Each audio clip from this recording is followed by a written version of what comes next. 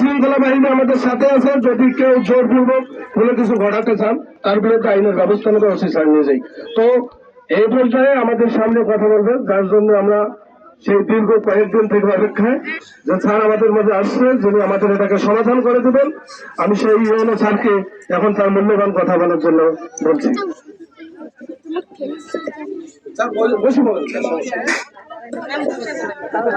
বিপক্ষের লোকজনকে এই পাশে হাত তুলছে। সরেজমিনে একটা জায়গায় আসা মানে হচ্ছে পুরো বিষয়টা আমরা কিন্তু গাড়ি প্রথমে ওখানে থামাইছি ওই পাশে, তারপরে যখন এই পাশে আল পার হয়ে আসার জন্য বলা হলো তখন আরেকটা রাস্তা যখন দেখাইছে আমি বলছি যে না ঠিক আছে গাড়িতে করে আমরা এই রাস্তাতেও আসি।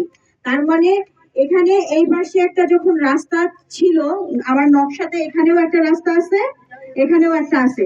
আমি কিন্তু ওই মুখ পর্যন্ত গেছি যে এখানে কত দূর পর্যন্ত আছে, ওখানে কত দূর পর্যন্ত আছে। আমার এই রাস্তাটা এভাবে এসে এবং এইভাবে এসে এক জায়গায় মিলে গেছে, ঠিক না? বাঁধের মুখে গিয়ে মিলছে না? এখন আপনারা সবাই জানেন এখানে একটা বাঁধ ছিল, বাঁধ কি আছে? বাঁধ নকশায় আছে, বাঁধ কি কেউ কাটছে? কাটে নাই। তাহলে বাঁধটা গেল কিভাবে, চলে গেল কিভাবে? আপনারা এখন যে রাস্তাটা করতে চাচ্ছেন সেটা কি এক রকমের বাঁধ না? এখন এই বাঁধ রাস্তা টিকবে?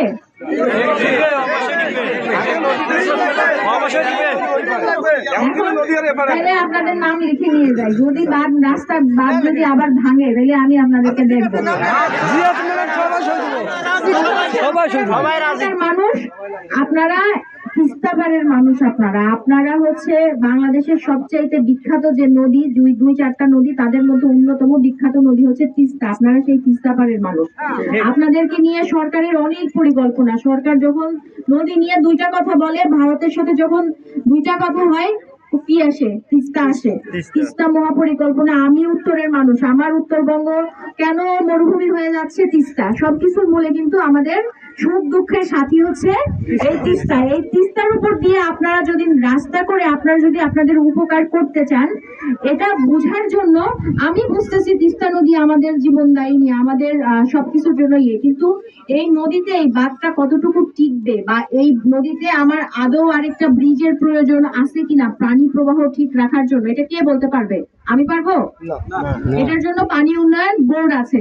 আপনাদের ওই পাশে একটা বৈরাতি বাঁধ হচ্ছে, এই বাঁধ সম্পর্কে আমাকে প্রথম দিন বলছে ম্যাডাম হাজার হাজার মানুষ আপনি চলেন। আমি আসি নাই, কারণ আমি জানি না যে এই বাঁধটা দিলে আমার এলাকার মানুষের উপকার হবে না অপকার হবে। আমি কার সাথে কথা বলছি, আমাকে বলা হয়েছে এখানে আপনি সাহায্য দেন উপজেলা পরিষদের পক্ষ থেকে। আমি কিন্তু একটা পয়সাও দেই নাই। ওনারা চিঠি লিখছে, আমি ডিসি স্যার বরাবর পাঠাইছি, কারণ কেউ চিঠি যদি লেখে ডিসি স্যার বরাবর সেটা পাঠানো আমার দায়িত্ব।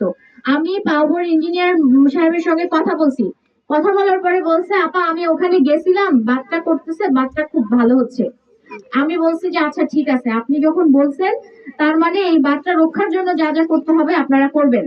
বাঁধ যখন সরকার করে, বাঁধ করতে সরকারের খরচ হয় নাই? এখানকার প্রত্যেকটা ব্যক্তিগত জমির মালিক তাদেরকে সবাইকে টাকা দিয়ে সরকারি বাঁধটা করে নাই? জমির মালিককে টাকা দিছে প্লাস বাঁধ বাঁধার জন্য। এই বাঁধ যখন হয়েছে আপনি ছিলেন না, আপনার দাদা ছিল, পর দাদা ছিল, তখন অবশ্যই দিছে। তাইলে সরকারের জমির উপর করছে কোন ব্যক্তি আমাদের এই জমির উপর দিয়ে। এই আমি আপনাকে তো চিনি, আপনি কে? আপনার জমির কতদূর কাগজ আছে আমি জানি না। না না এইগুলো সম্পূর্ণ জমি আপনি সরকারের জমি খাচ্ছেন আমি জানি না। এখানে কি আপনার ব্যক্তি মালিক না?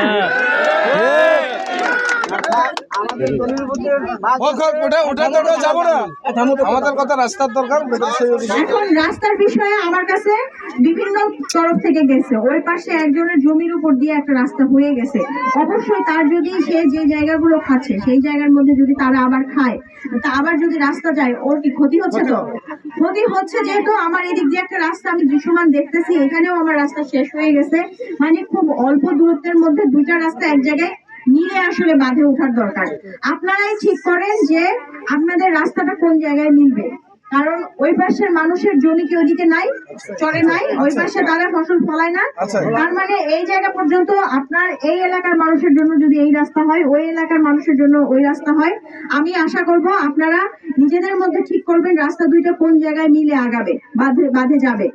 এটার জন্য যদি পানি প্রবাহ রাখতে হয়, পানি প্রবাহের জন্য সরকার যে ব্রিজটা করে দিচ্ছে, আপনারা দেখেন এই ব্রিজটার কোনো ক্ষতি না করে ব্রিজটা করতে 30 লক্ষ টাকা লাগছে। আমার 30 লক্ষ টাকা আছে, আমাকে বিক্রি করলেও তো 30 লক্ষ টাকা পাওয়া যাবে না, কম কথা। 30 লক্ষ টাকা আপনাদের এখানে কারো ব্যাংকে আছে?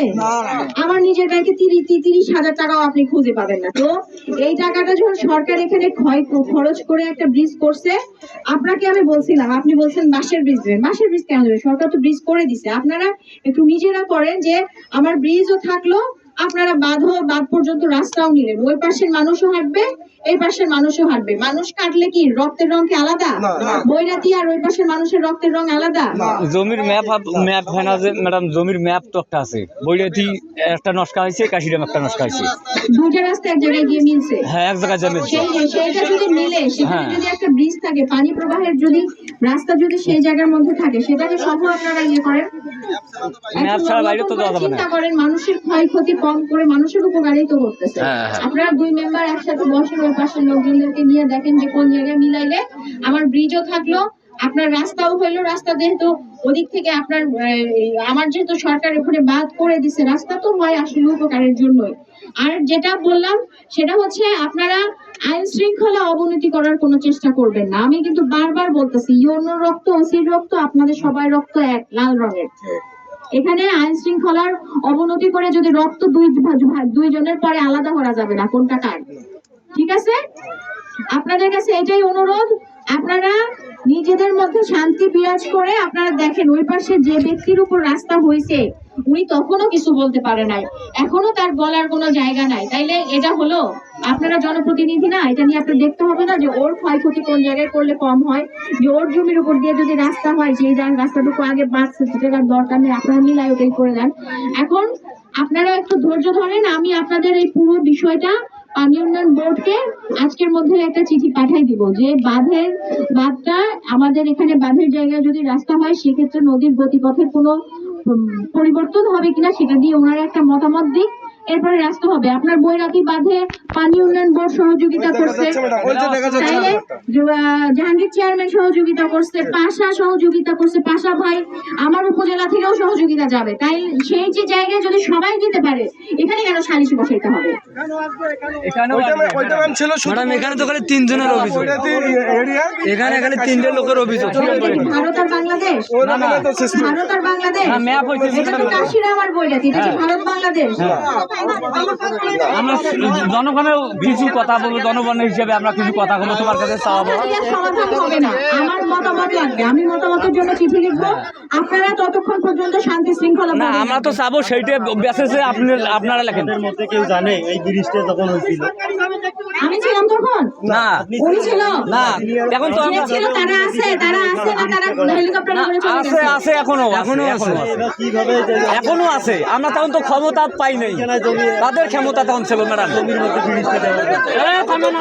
আচ্ছা, আমাদের মতামত আপনাদের কাছে, আপনাদের ইউনো হিসেবে, তিস্তাপাড়ের মানুষ হিসেবে, উত্তরবঙ্গের মানুষ হিসেবে আমি আপনাদের কাছে অনুরোধ করতেছি, আপনারা শান্তি শৃঙ্খলা বজায় রাখেন। এই জিনিসটা নিয়ে বিভিন্ন ধরনের দল গ্রুপ এরকম মতামত আমার না কাছে ম্যাডাম, আসছে। আপনারা একটু শোনো ম্যাডাম, ধৈর্য ধারণ করলে একটা জায়গায় কথা বলতেছে, আপনারা কথাটা শুনে না, কথা বলো, কথা শেষ হোক, আপনারা ধৈর্য ধারণ করেন। আমি এটা লিখি যে এই জায়গা আসলে আপনার ব্রিজের দরকার আছে কিনা। ব্রিজের যদি দরকার থাকে, সরকার এখানে যে অর্থ খরচ করছে, এখানে আমাদের অলরেডি একটা ব্রিজ আছে। আপনারা এতটুকু দেখতে পারেন, এই ব্রিজটাকে নিয়ে পানি প্রবাহ, মানে যখন এই পাশে আপনার ওই পাশে একটা বাঁধ, এখানে আপনি বাঁধ দিচ্ছেন, আপনার যখন পানি এদিকে, তখন কিন্তু ওই দিকের মানুষের পানিগুলো যাবে। নালা আছে, এটা তো আপনারা বলতেছেন, একটু আমি নিয়ে নেই, মতামত নেই, ঠিক আছে? আমি কথা বলবো। হ্যাঁ, না, আমি না, আমাদের সবাব শুনি যান, আমার তো চাবো। বাড়ি দিয়ে যে ভাত খাওয়া। আরে সবাই